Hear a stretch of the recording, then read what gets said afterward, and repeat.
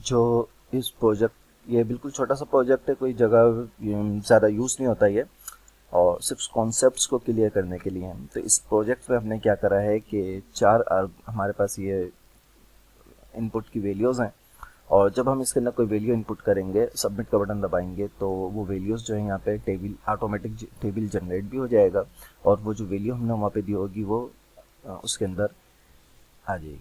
तो यहाँ पे फॉर एग्जांपल मैं देता हूँ 1, ठीक है, और उसके बाद टेब 2 3 4, ठीक है, और यहाँ पे सबमिट पे जैसे ही मैं इंटर करता हूँ तो 1 2 3 4, ये देखिए टेबल भी जनरेट हो गया है।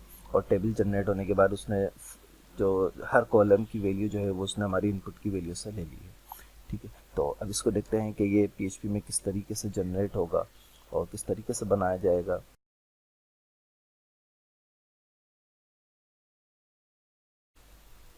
तो अब देखते हैं कि किस तरीके से इसको हम पीएचपी के अंदर क्रिएट कर सकते हैं। तो सबसे पहले तो ये ऊपर सीएसएस का कुछ काम आ गया है, उसके बाद यहाँ पे फिर ये फॉर्म है, फॉर्म के अंदर पोस्ट मेथड है, और एक्शन जो है वो इसी पेज को लिया हुआ है, इनपुट इन table dot P H P, ठीक है। उसके बाद हमारे पास 4 इनपुट हमने ली हैं, जो कि एक उसमें हिडन है। उसके बाद सेल 1 2 3 4, ये 4 इनपुट आ गई, ठीक। और उसके बाद सबमिट का इनपुट आ गया, उसके बटन बन गए।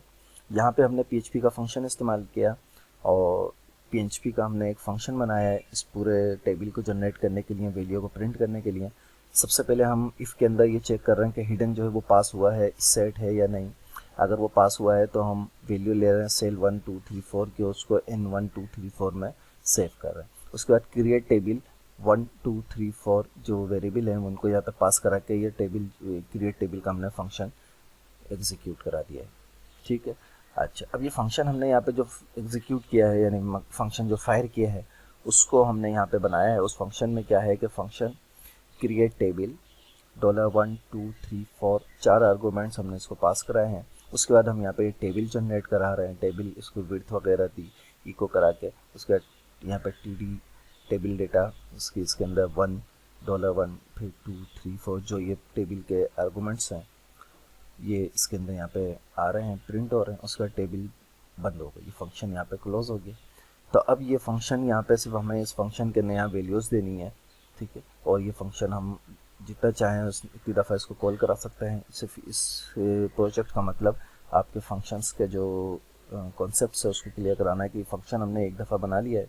अब उसके बाद हम बार बार इस फंक्शन को जो है वो क्रिएट टेबल के फंक्शन को हम एक से ज़्यादा दफ़ा भी कॉल करा सकते हैं। हमें इतना लंबा जो है वो कोड लिखने की ज़रूरत नहीं, सिर्फ एक फंक्शन लिखने की हमें अब ज़रूरत होगी, ठीक है। तो आई होप कि ये यूज़फुल होगा, आपने इससे कुछ समझा होगा। अगले प्रोजेक्ट को देखते हैं।